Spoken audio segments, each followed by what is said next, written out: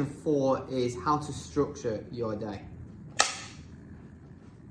So next step is all about planning, and I think a lot of the salespeople who've worked for me in the past or have worked with me in the past will have heard me bang on about you can't build a house without foundations, and I always relate that to sales. So when you are building a house, if you just start putting bricks down without any foundations, the house is going to fall down. And with quality foundations built, the house will stand for 10, 15, 100, whatever years it will. So for me, sales is very, very similar. If you have a plan of how you're going to go about and do your day, then you are building on that every day. You will then be a lot more successful than if you don't have a plan. You may have short-term success, but you won't be able to sustain it.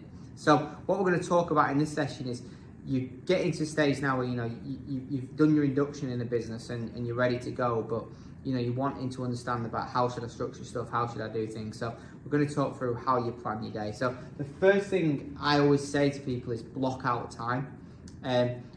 Everything needs to be blocked out in your diary to ensure that you do it, because I think in the sales role you've got so many things going around. You want to do product knowledge sometimes, you want to pick up the phone and obviously call customers, you want to email customers back, you might want to message them on LinkedIn, connect with them on LinkedIn, like things on LinkedIn. You also want to read some industry news, you want to be doing everything, and it's such a multitasking role is sales that you need to block out time in your diary to make sure that you're prioritizing the things that are actually going to generate revenue for you and the business that you're working. So one of the first things that I always tell people to block out is power hours. So what I mean by a power hour is where you get on the phone and dedicate 2 hours, an hour a day, whatever it might be. I always say go for 2 hours. Probably between 10 and 12 are a great time to block out every day in your diary where you're not going to do any emails. You're going to shut down your emails, you're going to shut down your LinkedIn, you're going to do nothing but for those 2 hours just call and do cold BD calls.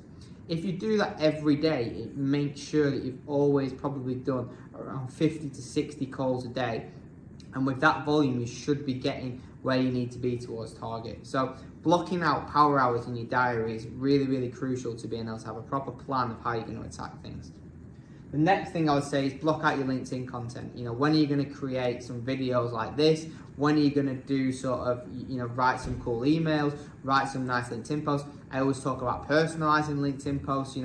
Literally just came away from the office and one of my team had booked a meeting because he'd gone on the person's LinkedIn.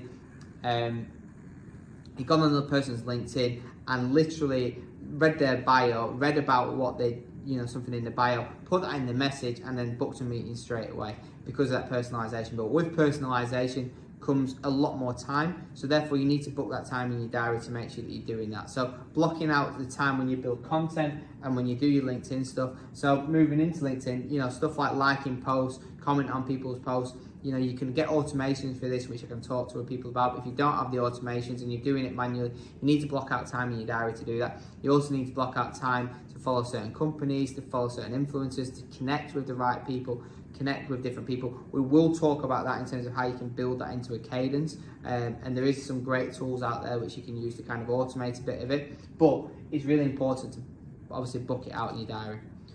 I kind of wrote it on here, calendar everything. So when you're blocking those stuff out, put it in your calendar so it goes straight into your calendar. So then it's in there, you get a notification before it's going to happen. It's blocked in your calendar so everyone knows. Don't put some meetings in at this time, don't do this at this time because this is when I'm doing that. And if you do that and have a structured approach to your sale, you're obviously going to set yourself up more for success because you've got a plan.